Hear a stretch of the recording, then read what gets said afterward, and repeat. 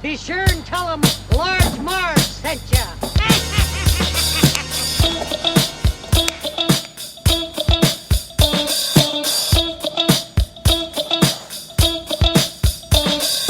In the 90s, we were just teeny tykes. We rented movies and our bikes. We wanted to be DJs, but we were just teeny gals. So we went off to college and we remained as pals. 20 years later, we're still watching flicks and we're bringing you the feeling bit by bit. Sweetie and Sweetie are here to say it's the Large Marge Santa's podcast. Hey, hey. Doc, I'm from the future. I came here in a time machine that you invented. Now I need your help to get back to the year 1985. My God.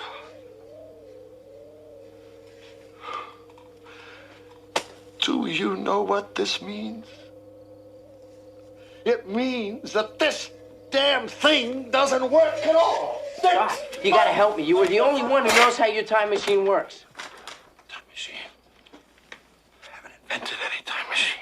Hey guys, welcome to the Large Marge Sent Us podcast, your favorite podcast where two sweetie sisters talk about movies that shaped their childhood. I'm Sweetie. And I'm Sweetie. And today, we watched a great movie today, but we're really paying tribute to a great rock icon as the world lost the fabulous Chuck Berry this weekend. He died at the age of 90 years old. Reload. Yes. So today we watched Back to the Future, which was really my first introduction to Chuck Berry, and really helped me understand what he meant to music and more specifically to rock music. And I think even our dad explained kind of that part in the movie to me of like why that joke was funny and why it was like a ha-ha, like you get it if like you know what it's talking about, I guess, because I probably did not have any idea what that meant. But he explained to me like who Chuck Berry was. And Who was Chuck Berry? well, he essentially is the father of rock and roll, There you right? go. Yeah. So that's him. Not sure if he actually had a cousin named Marvin awesome. Berry, but Berry. we'll find out. So, yeah, we're excited about this one. It's another heavy hitter, as I like to say. And definitely one we've watched 1,000 times. So many times. So many. I mean, this is a super famous trilogy directed by Bob Zemeckis. Bobby Z. Zemeckis? I always say that wrong. Zemeckis. Yeah. What's the other one we just did with him? Death Becomes Her. Yes. Okay. And we talked about then how great of a director we think he is. Yes. And I think this is his biggest achievement, I would say. He did all three, right? Well, Forrest Gump is like his, Forrest this Gump is his and like this, but this favorite, is his, like fan favorite, probably. Oh, definitely. So good. And I just want to say that so most movies we know them by heart. So obviously we know all the lines of this one, but this one is one of few movies I think where we also have a selection of like hand movements and like acting things we like act out. Like there are a couple parts in this where we both did like the something, some kind of motion. Like at the end when Marty's hand like comes back, he does like the funny wave. There's another one we both did earlier. It's just funny that like it's amazing so when ingrained in us. Yeah, if you watch a movie that often. So, this came out in 1985. So again, like sort of predates us a little bit. Sweetie here, not born yet. I was teeny tiny, but we started watching these very, very early. They were on TV a lot. I don't think we had the video of this, did we? Yeah. We did. The Just first one, yeah. Yeah, we had the video of the first one. The second one always felt like it was on TV, right? And yeah. And then you like learn to really love that one just for the future aspect to it, which then is totally bogus now because that was 2016, right? That they go back to to the future. 2015. And like nothing is like that. So now it's like watching that, you're like, bullshit. But aside from that, I still love that just because of how everything plays in together and like how he has to go back like another time to 1955. Yeah. So I like how all that. it's both. And you get to see these things. Like you get to see Lorraine buying her cool dress at the dress store and like that kind of thing. And then as far as the third one goes, we don't know anything about it. Nothing. I know like a lot of people actually think that one like is pretty good. I don't know. I've seen like random scenes of it, but There's a train. Yeah. It's the old West. I'm like, Yeah. boring. I don't know what it is about Westerns, but like they make me want to die. I think we should give it another chance. Yeah, we should. We'll watch do it for the podcast, We'll do it for and we'll be this. like, "This is the best one of them." But for now, like 1 and 2 are like amazing, Top notch. So yeah, I mean, I know, like, I'm sure everybody knows the plot of Back to the Future. However, we're gonna talk about it, and we're gonna synopsis it as we always do. Woo! Because it's time for the Sweetie Synopsis. Great Scott! Yeah, sweeties. It's heavy. Marty McFly is a high school senior. I'm going to assume, yeah, he must be the same age as Lorraine. He's 17. Okay. So that's a senior. Okay, yeah. So, He's Marty, 17. Marty's a cool guy. He cool. plays the guitar. Like he was ringing a bell. Go. Well, I mean, Go, Michael J. Fox, go. if it was like a really messy kind of belt, like, okay, so I'll say this about Marty McFly's guitar skills. Good at first, but then he ruins it by doing way too like heavy-handed of a freestyle. He just gets taken away. It's like, what's his face in American Horror Story? Like, it starts out great, and you're like, this is great, and then crashes and burns, and you're like, enough, turn it down. It's just Ryan too Murphy? damn. It's just too darn loud. Yeah, exactly. Too darn loud. Ryan Murphy-esque. So he's got a girlfriend, Jennifer. He loves. She's hot, apparently. She's not my type, but she's supposed to be hot girl. Marty is also friends with an old scientist named Doc Brown. So I'm just going to interject into this synopsis on your take on how and why Marty McFly is friends with Dr. Brown. Good question. Like that I never will gets explained. bring that through all up of the movies. in my segment that I will call "Movies I Need to See," in which that is one of them. Okay, we'll put We up have our some best theories. theories Yep. when we come to that. Okay. Probably will get Keep dark. going. It's gonna get dark. Okay, so yes, so he's friends with Doc Brown, who's like an old scientist, crazy guy who is one of my favorite character archetypes, which is the inventor that can't invent anything. Which is like, okay, Wayne Selinsky. Did Wayne we go through this Selinsky. and that? And I feel like something else too. We're like, what is this like crazy inventor? The kid in Overboard? No, don't there's know. I definitely don't like know. another one. Yeah, but there was. That is just such a great. You're right. What did you call it? Character Archetype. archetype. Yeah. So Marty goes over to Doc's apartment. No one's there.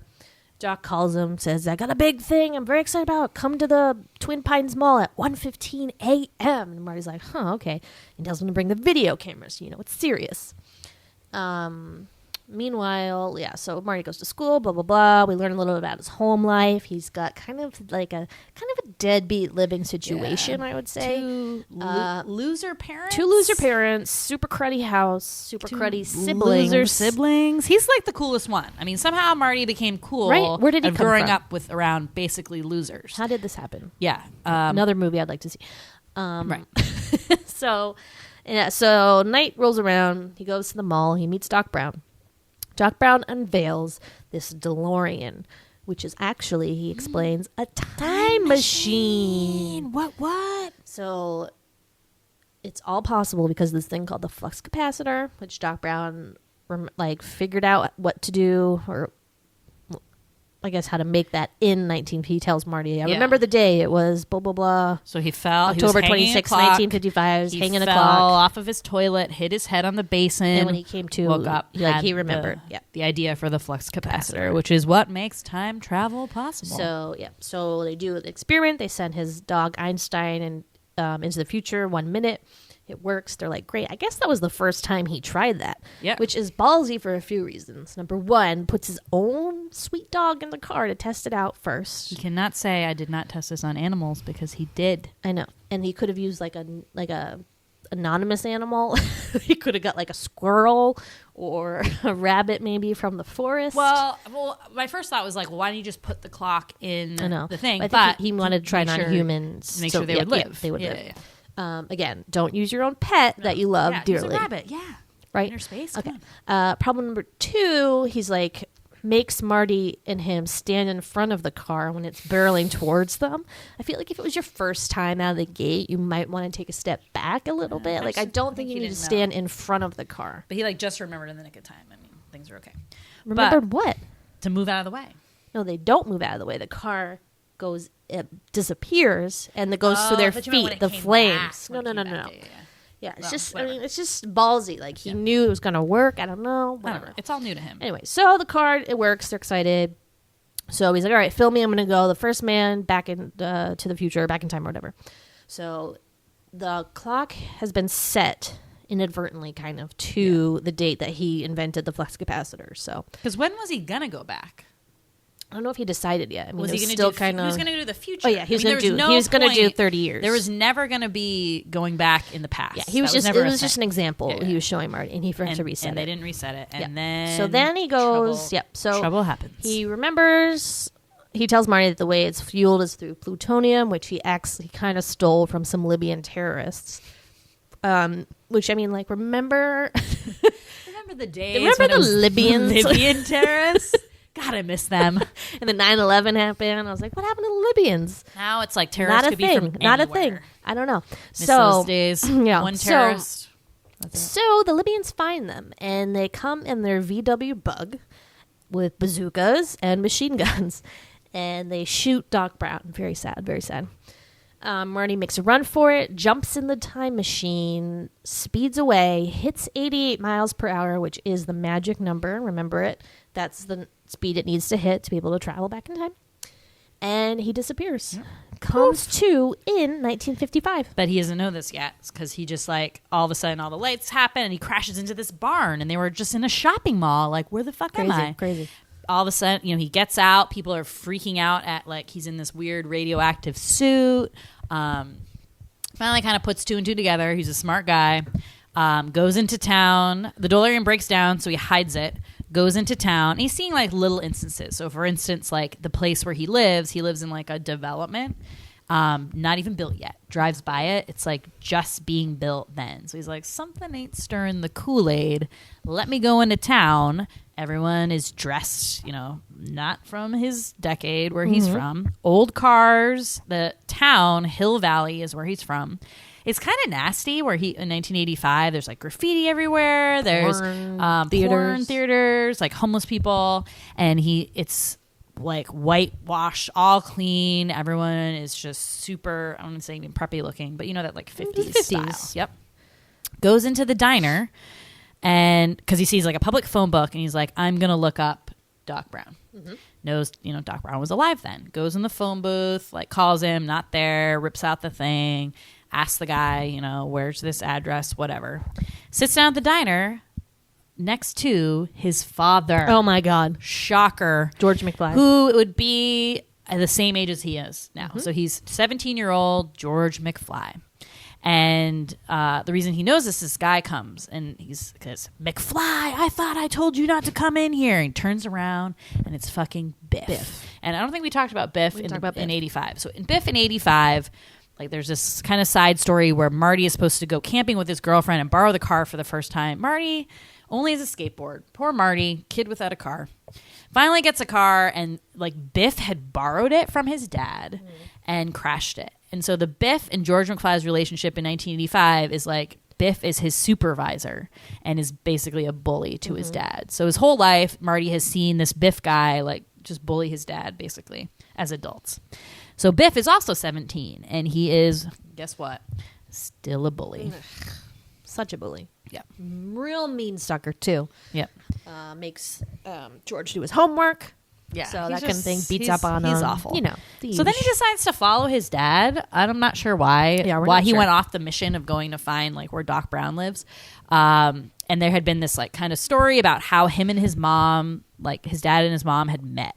And George had been hit by like the dad's car, so his mom Lorraine, so now their grandfather's car, because he was in the middle of the road, quote unquote, bird watching. So Marty follows him, and George is not quite bird watching, but in a tree looking at naked girls in windows, aka he's a peeping Tom. yeah. So finds out his dad's a peeping Fun fact, Tom. Do you know why it's called a peeping Tom? No. Lady Godiva comes into town naked on horseback. Nobody looked at her, right? Except for one man named Tom. Good one. Peeping Tom. Thank you. He's a peeping Tom. Love that line. Okay, proceed. So he's in the middle of he falls out of the tree and into the road. So George McFly does. Marty is like, Dad, pushes him out of the way, and then he gets hit by the car instead. So his grandfather, his mom's dad, picks him up, and he's like, Stella, I hit one of those kids with my car again. Another one of those kids, which makes me think, is this tree like the spot for peeping Toms? Maybe it's a thing. Maybe that's what you do. Creepy. Super creep. Not the first creepy thing in this movie. Nope. Let's be honest. We'll talk about that later. So Marty gets... it is the first creepy thing, not the last creepy thing. So Marty gets brought into the house. And he's knocked unconscious at this point, wakes up, and he hears his mom's voice, and he's like, oh, Mom, God, I had the worst dream. Like, I traveled back in time. Like, she's like, oh, don't worry. You're safe and sound now. Back in good old 1955. 1955? Of course, it is his mom. It is his mom because she is now 17 as well. Yep. And she's skinny and pretty, and he can't believe it, and he's very stunned. Unfortunately, his mother has now formed an attraction to Marty. Yep. So he's kind of rewritten history because now his mother is in love with him. So he kind of freaks out. He's sitting at the dinner table with like his whole family, his aunts and uncles, grandmother and grandfather. He freaks out. Lorraine like hits on him and like touches his leg under the table. He flips the fuck out, as you would and you should, and hightails it out of there. He's like, I'm out of here. Finally goes to Doc Brown's house, knocks on the door. Doc Brown thinks he's insane, obviously, until Marty tells him the story of the flux capacitor, which makes Doc Brown realize that he's telling the truth and that he is from the future. So they go to find the DeLorean. They bring it back. They figure out a plan to get Marty back. Now, snag in this plan is that the car needs plutonium to generate the 1.25 gigawatts. 1.21. 1.21 gigawatts to make the car put you in time. I don't know, whatever to that's generate called. that much energy to send you to time travel. Okay, got it. The only other thing that generates that amount of electricity is a bolt of lightning, which what? Luckily, a bolt of lightning. Thank you. Which luckily Marty remembers that he got a flyer earlier that day from an annoying lady begging for change to save the clock tower. Not sure how much, like a couple quarters is going to do to save the clock tower. Yeah. So on the same year, 1955, like a week from the date that he goes back, clock tower gets struck by lightning. So they know an exact time when it's going to be struck, luckily, so they can plan a whole thing. So Doc kind of makes that happen, and that's this whole like scientific thing. Yep. However, we have a new issue now, which is that he's essentially rewritten time. So he shows Doc his picture of his brothers and sisters and notices that his brother is slowly disappearing. And that's because he's disappearing from existence. Scary. Because Marty's fucked everything up. Yeah. And now his mom and his dad aren't going to meet and fall in love. Right. So he and his sister and brother are never going to be made. Right. So he's got to get his parents back together.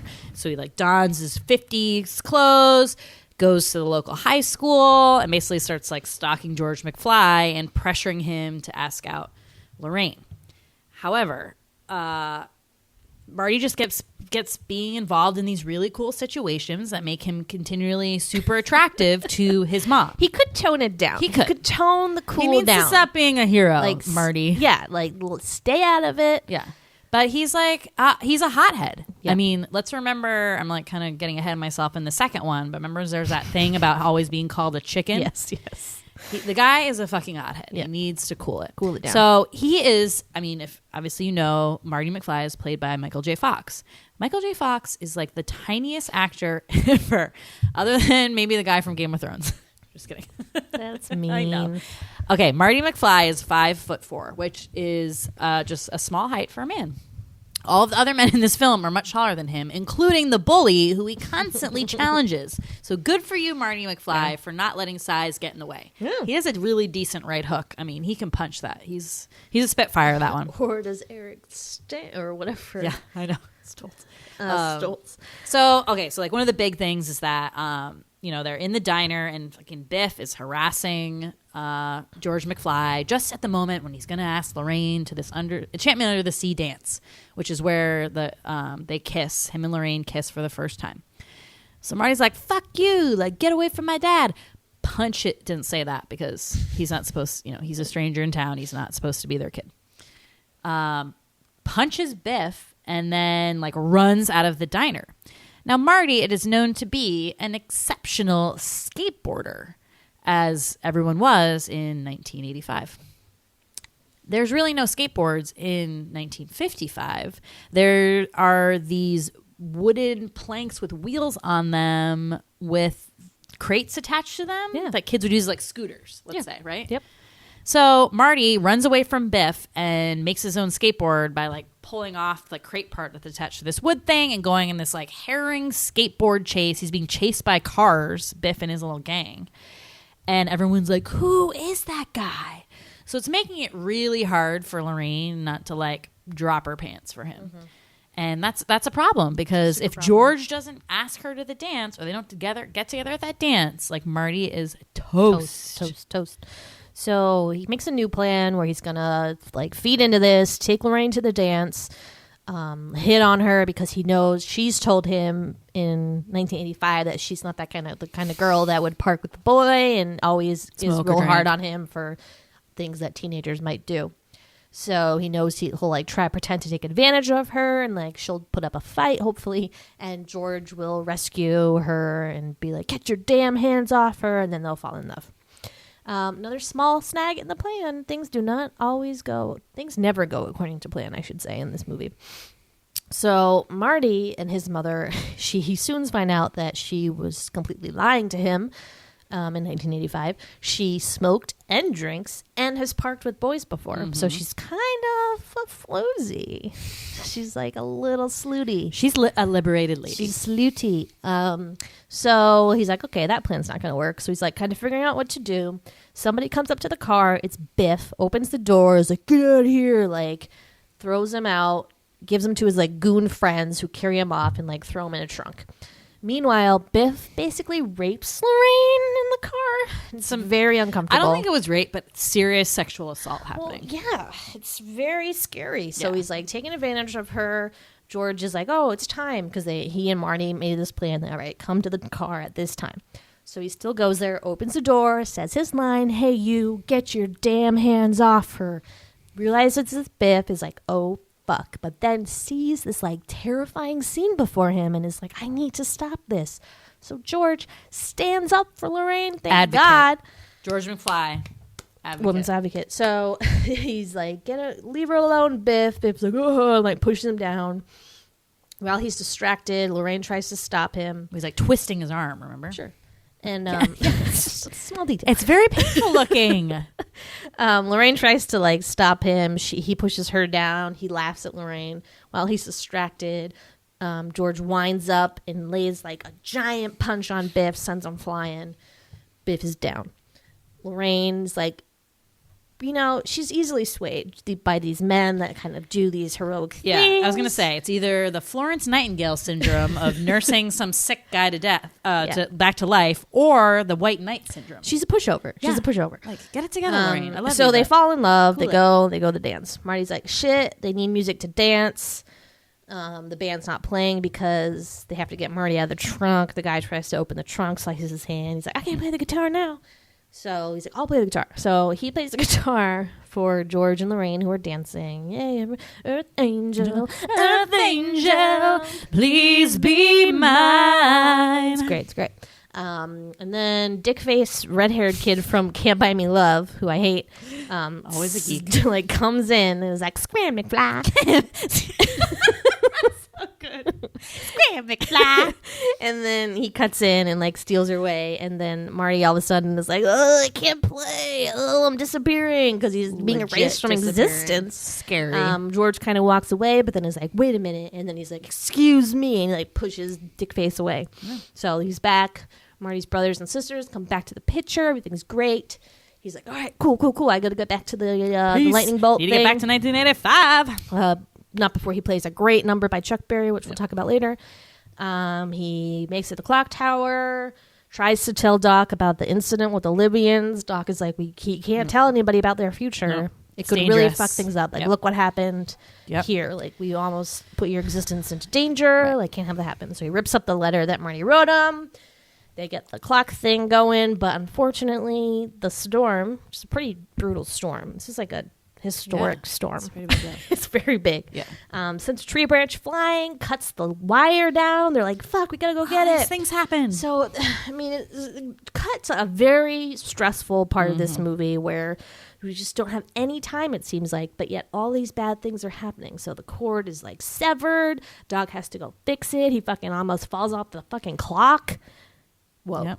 It's stressful. Then he zip lines down the lines wire down. to like reconnect it to the Reconnects thing. it. It's- Marty can't get the car to start. You're like, It's- what It's the just fuck? one thing after another. But everything kind of comes into place finally.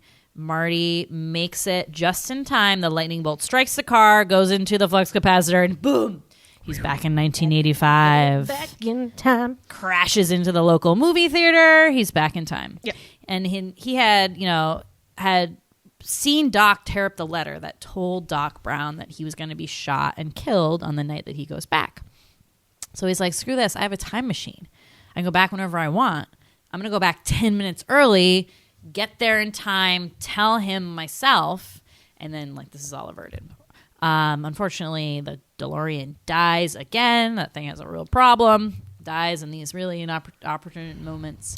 So he has to run. So he has to run to the mall, Right. and makes it just in time, but he's too far away, and he sees Doc get shot. So he can't believe it. Again. So he he can't go back in time anymore. Like, Sees himself go back in yep, time. sees himself back in time, this is trippy. runs up to Doc, and Doc is lying there, full of bullet holes, no blood. Should have kind of tipped him off. And he's crying, and then you kind of like see Doc blink his eyes. He's kind of shocked, and he gets up, and Marty's like, "You're alive!" And Doc pulls out the letter that he had written him in 1955, all taped back up. He's like, "I thought you tore up the letter," and Doc was like, "Nope. Like, why the hell not? Like, why wouldn't I read figured, about why my the- future?" Yeah. So everyone, happy ending. Marty goes home, has a nice night's sleep. He doesn't lose any time. He went back exactly the same time. So he's been in 1955 for a week. Not like a minute has gone by in the present. Goes back home, wakes up, and his house looks surprisingly different. It's very nice. It's very clean. It's very posh. His brother and sister are completely different people, basically. They're like put together. His brother wears a suit now and works at an office. He used to work at like a fast food restaurant, we assume. His mother and father are like super put together, very good looking, thin. So essentially, and Biff, meanwhile, is like their family servant person. Well, he owns like a garage. I know, but why is he just like does whatever Because he's George tells him? fucking whipped So now. because George punched him that night, it kind of changed everything again, but this time for the better. And now their roles have switched, and Biff is kind of subservient to George. So that is why his life now is vastly different. So he sees Jennifer outside. He like magically has the car that he was like dreaming about in the beginning of the movie. Everything's great. They kiss. Big boom. Flashy flash. I don't know. Time machine flash. Yep. Doc Brown is back. So he had And- when he dropped Marty off, he was going to immediately go into the future. So rough night for him, but he's like, I'm going back to the future. Going back to the future. Few bullet holes can't stop me. Yep. So again, like he hasn't been seemed to be gone for that long, though he has been in the future, I think, for like a couple weeks or whoever knows. And he runs into Marty and his girlfriend Jennifer and is like, "Marty, you have to come back with me. Like something is horribly wrong in the future." Marty's like, "What, do we become assholes or something?" He's like, "No, it's your kids. Like we got to do something about your kids." So him and Jennifer and Marty go into the time machine with Doc Brown. Doc Brown no longer needs plutonium to make it work. He has like his own little fission thing that is just you put food What is it? into. Fusion. Yeah. Mr. Fusion. Fusion? It's like a Fusion? Mr. Fusion instead of Yeah. Mr. Coffee. It's cool. Yeah. Yeah. And so then they go, it takes off and there's no, where we're going, we don't need roads. So used to be you had to drive up to 1985, 88 miles per hour to get the thing started. But now it flies. It's a flying fucking DeLorean. So it takes off and just zooms away at to be. This one didn't say to be continued. I know. I always though. thought it did. Yeah, but I guess I'm not. pretty sure it did. But not yeah, in this so one. then end movie, so it'll pick End up this again movie. in part 2. Yep. So that's the flick. Pretty complicated. I'm a little tired from talking about it. I'm like, whew, and just like reliving that stressful moment at the end again. Oh, God, well, it gets me. But yeah, really it's just good. such a good movie. So clever how everything fits together in this like perfect little puzzle where you learn about something in the beginning of the movie and then that information comes back to you later and makes you connect the all dots. the tiniest little and you're things. like, damn, like Yeah. all these little All these things. things. So great, so really, clever. really brilliant. And I think we were talking about this before. I think what my favorite time travel movie. I can't think of any at the top of my head of other ones. I know. Though I was thinking about like books and stuff. Yeah. Like when time travel is done well. And I think just the whole trilogy does it in the sense that I like how this one is sort of like positive in the sense it's like don't mess with the past because it will affect the future. But Marty made these like tiny little changes that did affect the future that was really nice. Right. But then obviously in the second one, what I love about it is that whole alternate 1985 thing. I think that's so clever. Where if you change something like really big, so that one being like just the thing with the sports almanac thing that gets, he leaves in the car, right? Well, Biff steals it. Biff steals it and gives it to himself in the past, blah, blah, blah. So he was able to create this like alternate timeline. And if you think about, and I think this has been talked about in like time travel circles, let's say, about like alternate, like alternate dimensions though of like. Well, it's very, in that part, Doc Brown like draws a chalk diagram to love that explain it, part. and it's very helpful because it makes an alternate. So it like juts off from the normal timeline and creates its own timeline. So that's kind of what that is. But yeah, like thinking about time travel movies, I can't think of a ton off the top of my head, but I mean like the obvious ones. So like 12 Monkeys is a big one, and just a bunch. There's like a bunch of like time crimes and these like horror movies. Because sometimes I think, obviously they can get so complicated. They can, but and this one does such a good job of really like just boiling it down to like absolutely what they needed. But it still makes me question and get confused about several things. Yeah, definitely. Well, that's So- always going to be when you're talking about time. Always. Yes, and I think the one that really makes me understand time travel and how I would think it would work in my head is The Prisoner of Azkaban, the movie and the book, but especially the movie because you can see it out and it's makes more sense when you see it in front of you.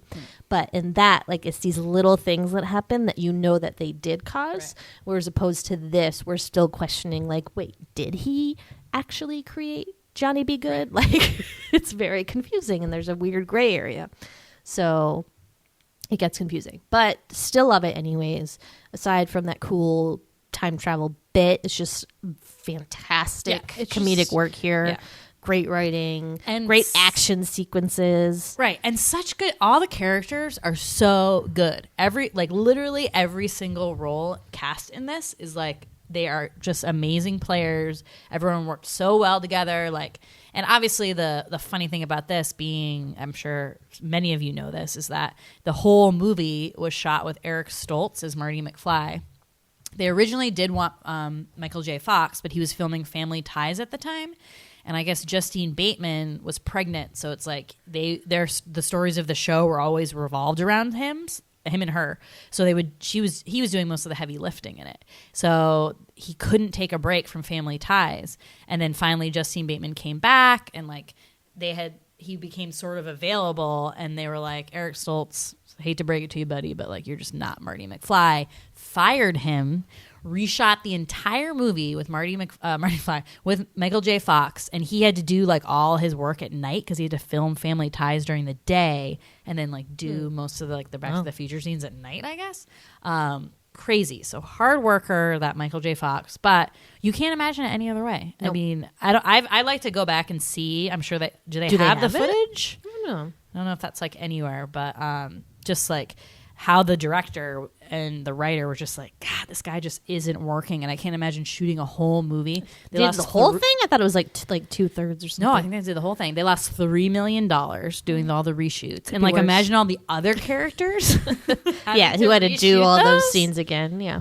Crazy. It's like if you ever watch the first episode of Full House with the original Danny Tanner, who was like this really weird guy who just was not right for the part at all. So if you have the DVDs, which I do, you can go back and watch the pilot episode with this other guy. It is the weirdest fucking thing. It's like the same but different. Yeah. I mean, speaking of time machines, I wish this could have been released. We go into an alternate 1985 where Eric Stoltz played. And everything is different. Yes. And like Eric And maybe- Stoltz is somehow this like Michael J. Fox level of maybe he got like super notoriety from it, Maybe. or did it bomb and like then you're like then you're in No now one in the cares present about day this and everyone's movie. like, oh, I love Back to the Future, and they're like, what the fuck is Back to the Future? yeah, good one. Right? Interesting. That'd Yeah, be cool. yeah. That'd be cool. I know. Totally cool. Yeah, so what do I want to start with here? I wrote several notes because, you know, we just love it. We just love it. So, okay, let me just start with this. So, these movies that I would like to have seen made, two stand out to me. So, the first is one you've already mentioned, which is the story of Marty and Doc's relationship. How did that come to be? Why did it come to be? Does nobody else think it's weird that this like old scientist is friend? Like this is his only friend? I'm confused. Right. You don't see any other friends. Maybe his bandmates are his friends, but you don't really like get that kind of feeling. Right. But it's He's not like hey, jonesing to hang out with them. How old is Doc Brown? Like 50s? Yeah. I would say so. But it was 30 years ago. So he would have been 20 in the 50s. No, I think he's 60s. I think he's 60. Okay. Let's say. But it's not like Marty's like a studious dude. So it's not like he'd be like into the Why? science part of it. Yeah. Never Very gets explained. weird. And I think that is kind of handy though, just to completely leave it completely open and just be like, well, this kid knows this guy and like goes to his house to like use his equipment, and I don't know. Sorry. It's a little- I just figured it out. What? I just figured out why they know each other. Because Marty went back in time and met him. And so he formed that relationship with him early on. So Doc is like, now I have to like befriend him. Oh, and he didn't know until good one. Crazy. Okay. Crazy. Fan fiction right there. Whew. Fan fiction. Wow. That's really okay. All right. So, solve that problem. Okay.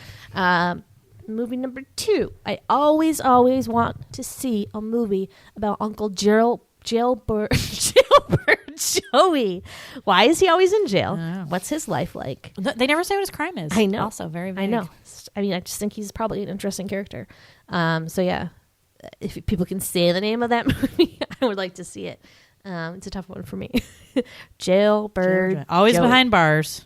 Better Just get think used it's to these funny. bars, kids. The story of Jailbird Joey. Exactly. It'd be so great.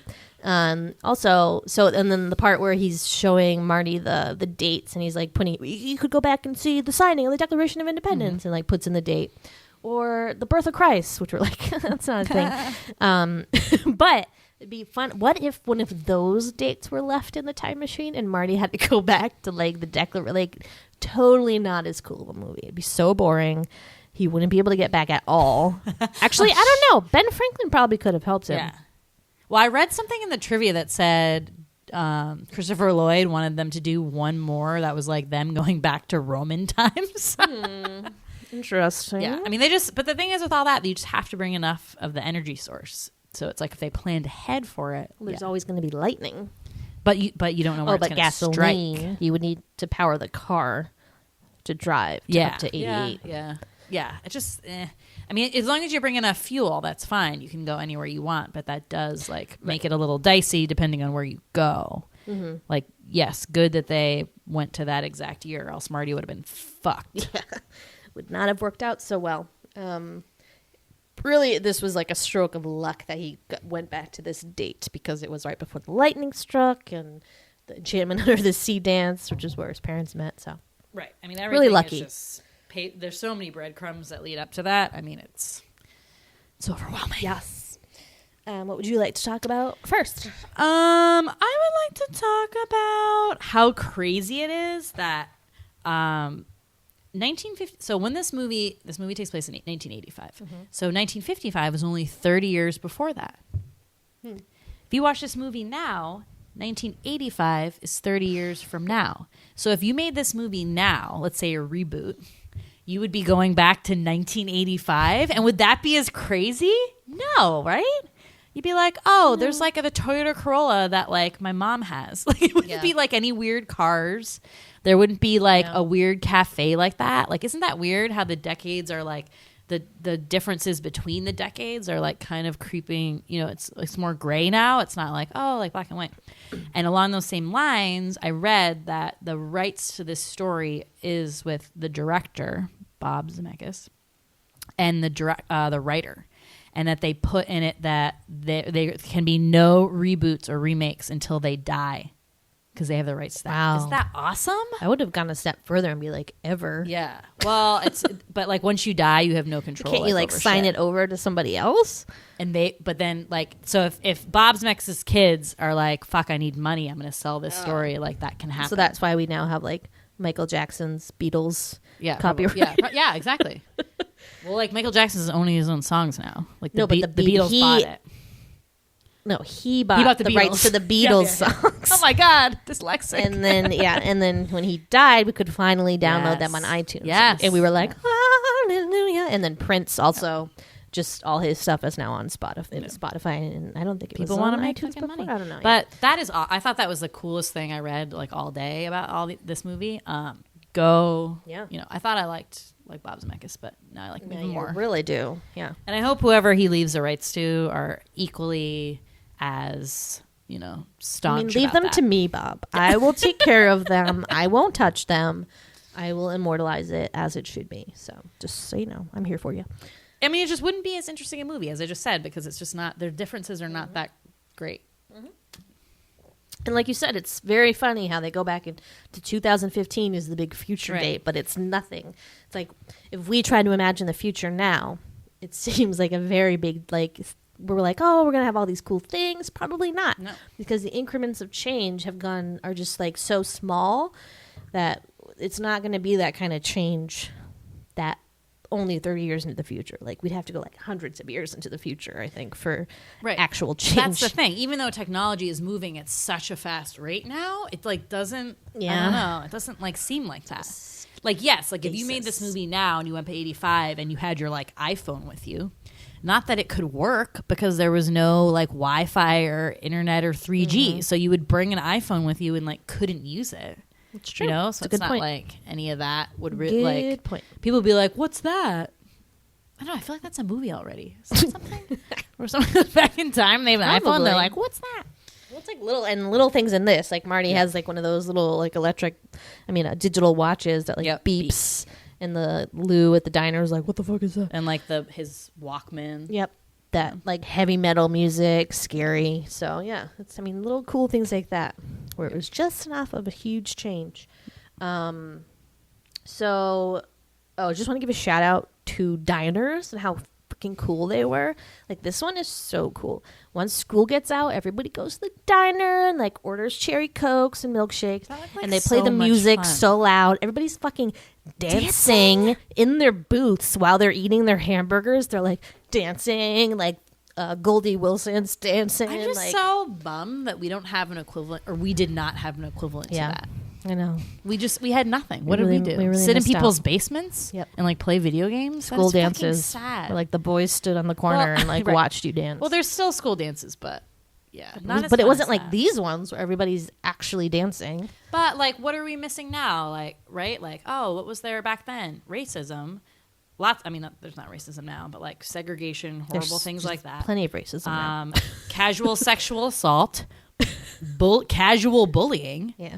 You know, it was not a perfect time. Like, you know, we all watched Mad Men, but I think we can take some of what they had and use it as our own. I don't know, just a thought.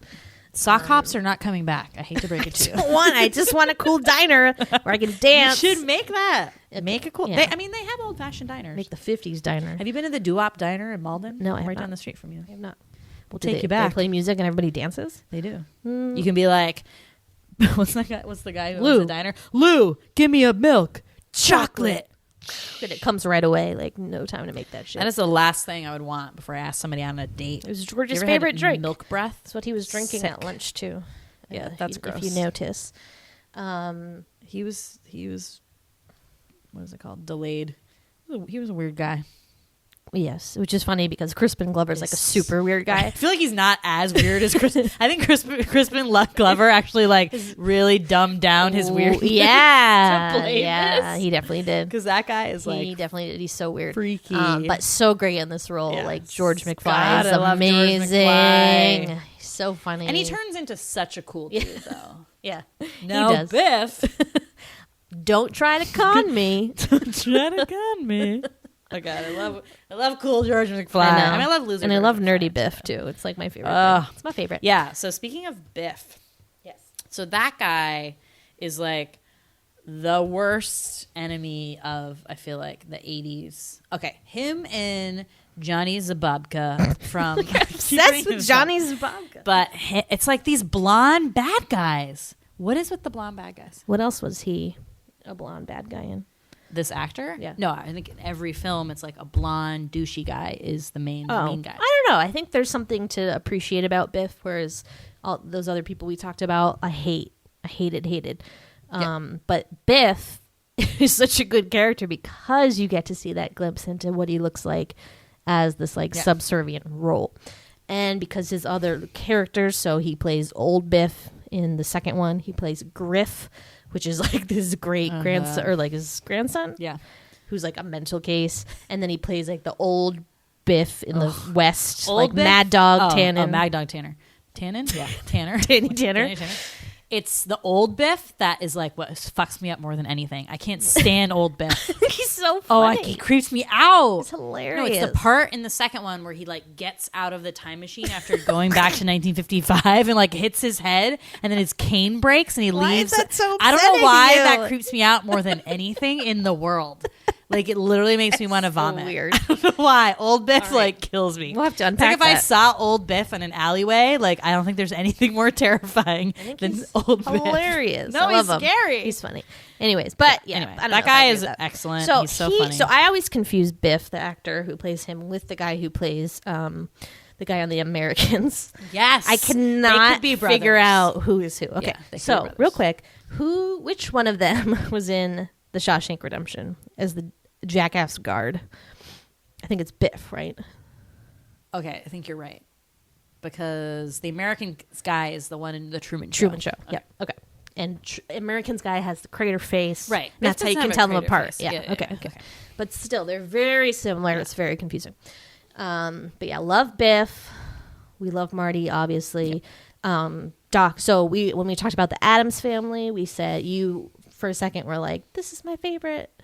Christopher Lloyd performance, and then I was like, whoa, what about Doc Brown? And you're like, oh yeah, just kidding. So yeah, this really reaffirmed that for me, even though I already knew that, but I did it for you, make you be like, what? Yes. I mean, Christopher Lloyd is like such a great kooky character actor, but like also like kind of kooky, but very likable and trustworthy. So obviously Doc Brown is super eccentric, but he's a brilliant person.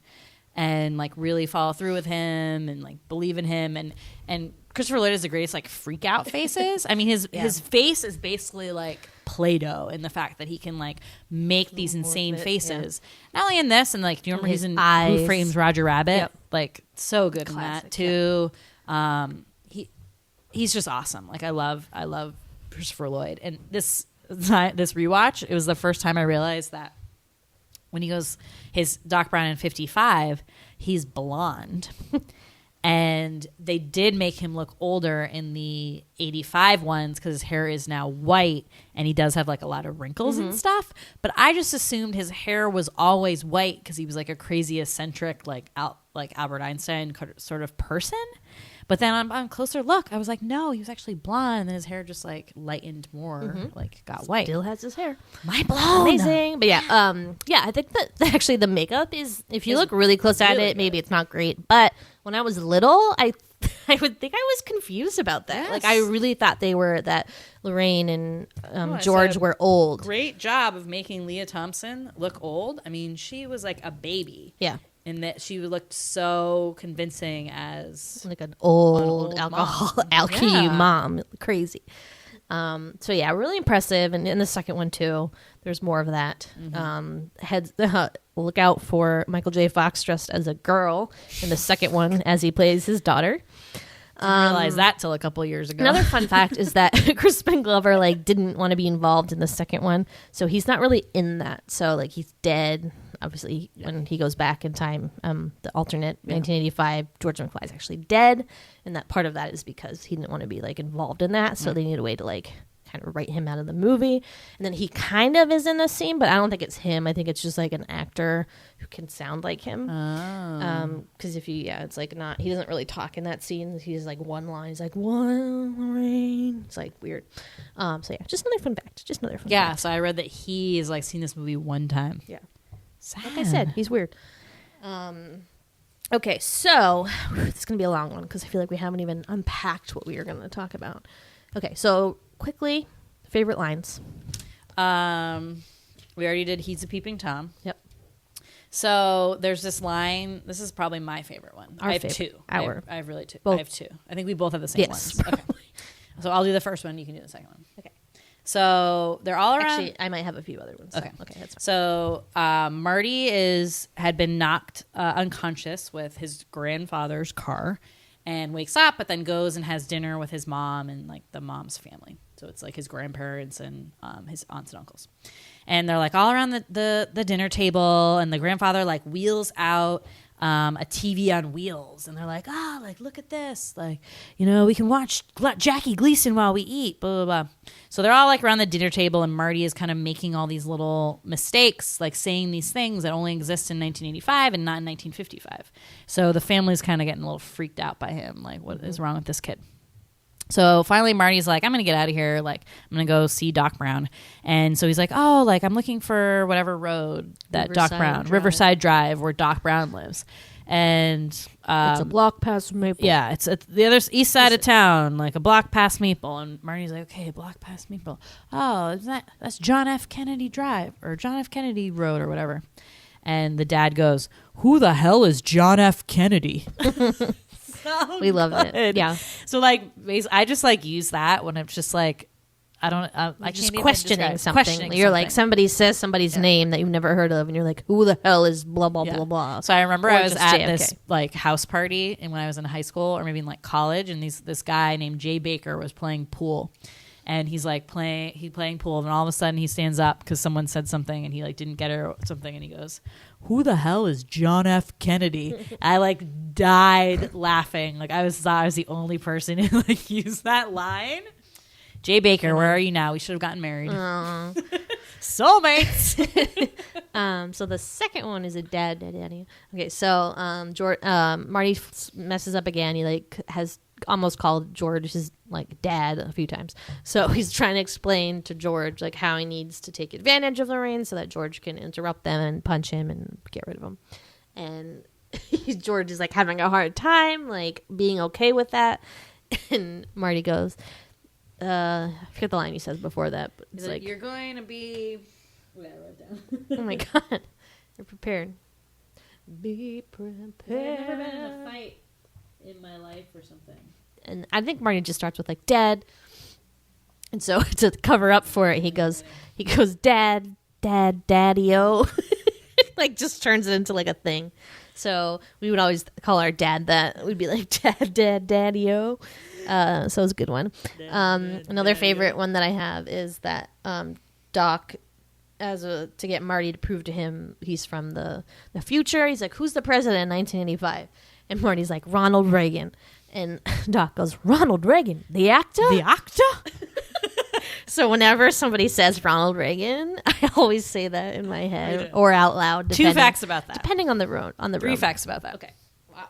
Number one, facts. Mentioning Ronald Reagan in this film, because Ronald Reagan was obviously president when the film was made. They had to clear it with the White House, what they were saying, and they had to okay it because they couldn't say anything bad about the president. Number two, Ronald Reagan screened this movie in the White House and had them keep playing back the part where he goes, Ronald Reagan, the actor? he thought it was hilarious that like because they have all these like movies at the cinema when he goes back to 1955, and Ronald Reagan is like in all the movies that are playing right then, which is funny. Number 3, I was just in Berlin, and they have, the Berlin Wall, and there's like this plaque where Reagan made that famous speech that was like, Mr. Gorbachev, tear down this wall. And it was like this thing that you walk on, and it's like when I walked over and I was like, Ronald Reagan, the actor? That's good. That's good. I know. You didn't tell me about that. Yeah. It's great. It's a So great part. So few questions we have. So I'm always stumped by the fact that they don't. So at the end of this movie, obviously Lorraine and George get together. George says the line like, "Thanks for all your advice and help. I'll never forget it," which he doesn't, because he uses the advice he gave him like as this kind of mantra. I don't know. Mantra. Mantra. Not an O in there. Mantra. I said the way you said it was like Mantra. mantra. Yeah, mantra. But I was saying with a funny accent. You're funny. Get over it. You're so funny. I just want like this was a pretty big event in their lives. Like Lorraine almost got raped. A lot of crazy things happened. George made a new friend. George made a new friend who just disappears after this. Yeah. Are they like, and they don't think about him. And Marty's like, Nate, like they like that name. She's like, Marty, I like that name. But she doesn't name her first son after Marty. And they seem not to remember him. I guess you don't really. I mean, do you remember somebody that you would have met like 30 years ago? Because they were in high school. So. Right. But I don't know. I have a good memory. Maybe they don't have a good memory. I don't know. But like he made quite an impact. Like he played at the dance. I'm just surprised they don't remember him. Remember when I said like, wow, wouldn't that be strange for them when like Marty ends up growing up to be how old he is now? and they're like, wow, you look like so similar to this guy we met back in 1955. But I don't think that's how you like see your kids, and you wouldn't have like, because they had seen Marty obviously grow up as like a baby, so it wasn't like you would like suddenly be like, oh, now you look like somebody else. I don't know. I mean, it's like more. I think it's funny when the mom, so his grandmother is like, you look familiar. Like, have I seen you before? Yeah, like she recognizes him. Right. But, like, I like guess you don't Lorraine see yourself. Like, yeah. Like, well, I mean, he doesn't You look don't anything look like them, her but necessarily. But when she kisses him, she's like, it's like I'm kissing my brother. Sick. So gross. Yeah. So, okay. So I guess we should talk about Chuck Berry and Marvin Berry. Yeah. Since this was the reason why we did this Great movie. scene. Yeah. So it's definitely my favorite scene. I don't know what your favorite scene is, if this is it. I mean, it's definitely one of your favorite scenes. Scene is the end, but okay. Yeah. So, so in this part, and this movie does actually what another one of Bob Zemeckis' movies does, which is that it like kind of creates a way for you to be like, oh, that's where that came from. So like Forrest Gump does that a lot. Oh yeah. And although maybe that was in the book, which is it was based on the book. But and then in this one, so Marty loves music and playing guitar and whatnot. So when he's playing at the school dance, Marvin is like, oh, let's do one more. Let's do something that really cooks. And Marty's like, something that really cooks. Okay. So he tells the band, he's like, okay, this is a blues riff in B. Watch me for the changes and try to keep up. And then he starts the opening like riff of Johnny Be Good. And everyone's like super into it. The band's like super into it. So Marvin, the band leader, goes into the back office, calls up. Good thing there was a phone back there. Yeah, exactly. Is that like a school stage? Yeah. Why was there a phone I don't back know. there? It's small details.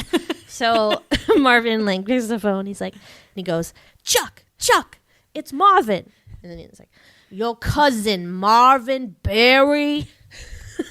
You know that new sound you've been looking for? Listen to this. And he holds the phone out and listens to them. So the idea is that Chuck Berry like hears this and is why he writes and performs and creates Johnny Be Good, which is funny because he's really just stealing like the song word for word, line for line, like music for music, which my friend Matt today pointed out to me is very awful because there's this whole thing of like, white people like stealing black people's music, and in this they've like awful way turned it around so that Chuck Berry black people actually stole the music from white people. But as I told you, it's his song though. Marty is playing his song. Or so is Marty Berry, is technically playing this. This is where the Chuck Berry is stealing his own song. Like this is what happened. I guess, but but this is getting into that weird area with time travel where you're like, everything that happened had to do with Marty going back, doing this. Right. It just keeps going in that bigger circle and circle. Yeah. Okay. So that's what they're trying to say though with that scene. Yeah. No. They're explaining the genesis of Johnny B. Good and rock music, which is nope, white people started it. Told you. No. So. Yeah, no, I know. I just never thought about that way. That's a really close read on that, and I wouldn't take that for what it is. I think it's supposed to be fun. Oh no, no, it is. But it just put a darker spin on it, and I was like, oh. But yeah, so stuff like that, and then Marty suggesting to Goldie Wilson that he run for mayor, yeah. So, I like those little touches, but yeah, I mean, tough sell on the racial component of this film. Obviously, both those two elements, and that there is some a small bit of racial stuff in here. It doesn't really take that on, as it didn't want to. I'm sure. The one I'm thinking of is when those guys call the band, which is all played by African Americans, spooks and reefer addicts, which I didn't understand what that was when I was little when I watched this, and it's pretty cool to I remember I was like, coral reef. Reefer? I'm trying to put it all together. It's the Great Barrier Reef. That's no, adorable. I had no idea, but that's adorable. Yeah. God, what were you just talking about? I was just gonna say something. Damn, Marvin Berry. Oh no. Yeah. All right. Good one. Maybe you'll think about it. Maybe you'll think of it. Yeah. But yeah, and you had some other questions. To go back to questions, I guess, kind of all over the place today. So Lorraine gets sexually assaulted, we think.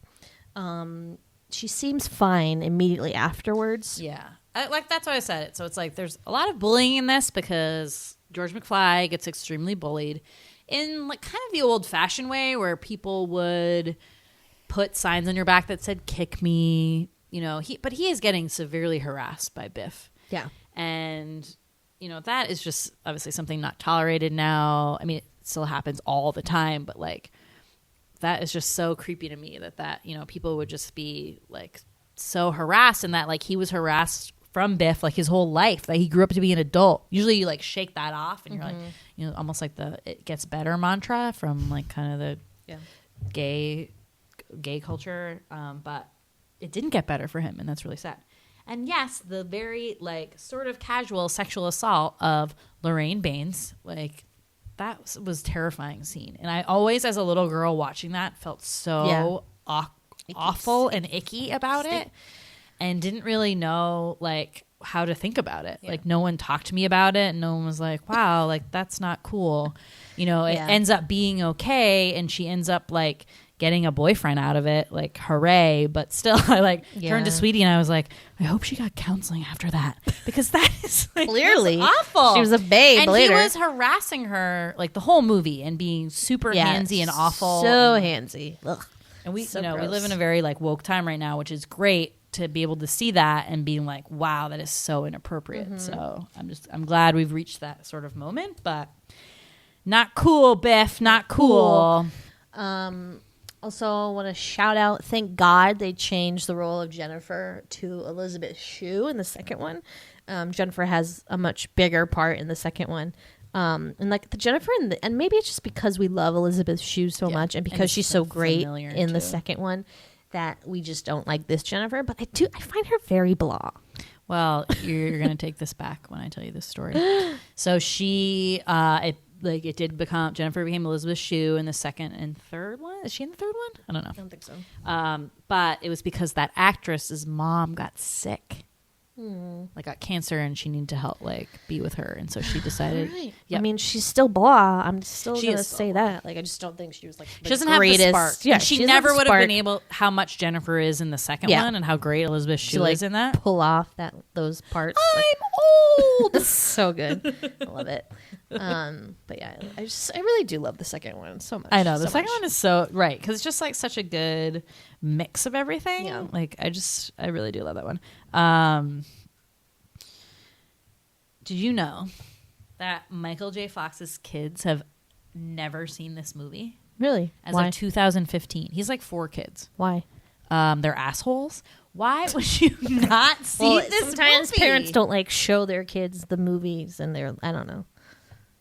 You're I don't crazy. know. I'm not an actor. Maybe they just don't want their kids to see certain No, things. it's not I like don't Michael know. J. Fox does not let them. It's like they Don't have interest. just casually. Yeah, I don't even know. I don't can't know. even with that. Like, fuck Interesting. you.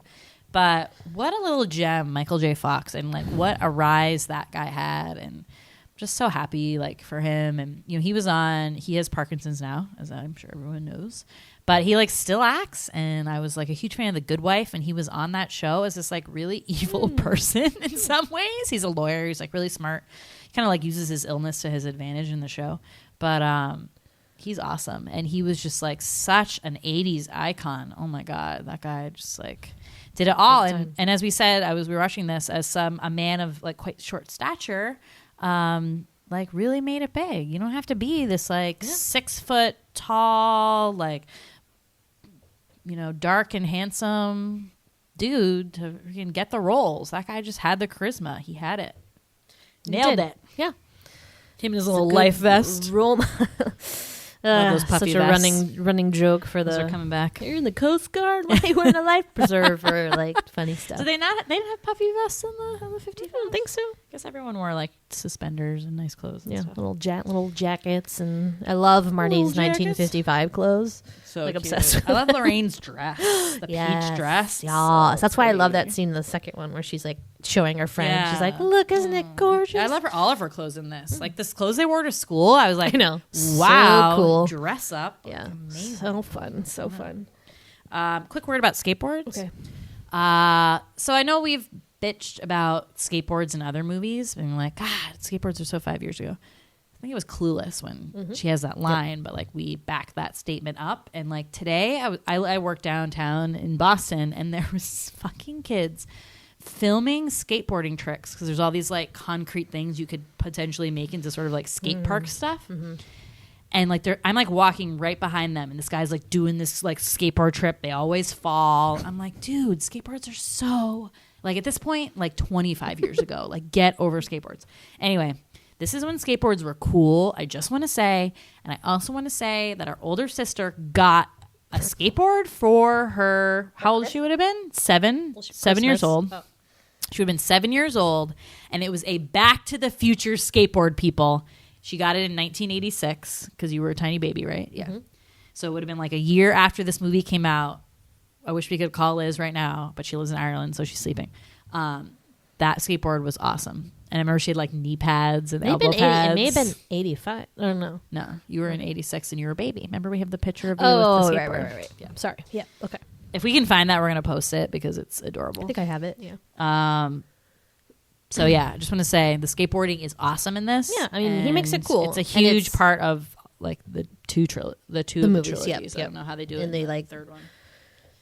Yeah, we'll have to We'll have get back to me on watch that. that. We'll have to figure that out. Well, that's when it kind of gets old too with the trilogies, is that they do keep doing the same scenes, and that's the point of it, is to be like, oh, this scene like happened in 3 different time periods. But then I think by the third one, you're like, come on, there's no skateboards in 1860. I know, but they like come up with a way that it's probably something similar. We need to stop downing that movie until we've really seen it. We gotta check it out. Check it out. check it out. Bang. But yeah, so do you have anything else? Only my clothing is Statement. my Yes. closing statement is Red the bum. So we talked about this when the movie ended. You explain it. Okay, so at the very end, Marty gets back into town, and he sees his old Hill Valley again. So he sees like all the porn places. He sees the bum on the bench, like covered in newspaper, and he goes. He says it weird, so it sounds so. He says, "Oh, Red, you look great." But the way he says it, we always thought. Well, I didn't know what he said. First of all, you thought he said bread. Like Red and red sound a lot alike. Bread, Come you look on. great. And then Sweetie goes, I don't get it. Like he's on a California raisins bench, but like that's not bread. I thought it said California raisin bread. And then I was like, Sweetie, they had bread in 1955. Like it wasn't something he missed. So yeah, we looked it up, and the bum's name is Red. So he says Red, the bum. Like, I'm so glad to see you, Red. Good to see you. Yep. So yeah, just clarify that. Sweetie confusion cleared up. Yep. That's all I wrote. That's all I wrote. Basha. But yep, excellent movie, guys. I know you like it too, possibly more than us. Hope you like some of the same lines that we liked, and appreciate it for the time travel And just masterpiece. Just a great movie. Yeah. Just a great. Aside from that, it's just really great, really well done. Yep. Definitely one of my favorites, and I know it's yours. So, as usual, thank you for listening. Thank you. We love you. You our Earth Angel, Earth Angels. Thank you for listening. And we're down in Louisiana, lost in New Orleans. I just want to say again. Also, down in Malden, and we're doing this podcast. don't tell people where we live. I'm just kidding. I just want to also just real quick. Such a huge crush, girl boner on Michael J. Fox in that scene. Lady boner is the phrase. Even though I learned today he does not sing No. that song. It's some musician, but that voice is hot. It is hot. And He's I hot. just, He's I cutie. love, I He's just, a cutie. the guy that sings it. Michael J. Fox. Oh, I know, but like, I do. just, you know how some people's like voices are so sexy, but like they're not sexy. So, It doesn't fit with Michael J. Fox at all, that voice, so I think it does a Wow. little bit. delusional. Fine, whatever. I'm just going to hear my song, listen to the song, whatever. So thank you for listening, and we'll talk to you next time. Bye. Bye. All right, guys, listen, this is the blues riff and B. Watch me for the changes and try and keep up, okay?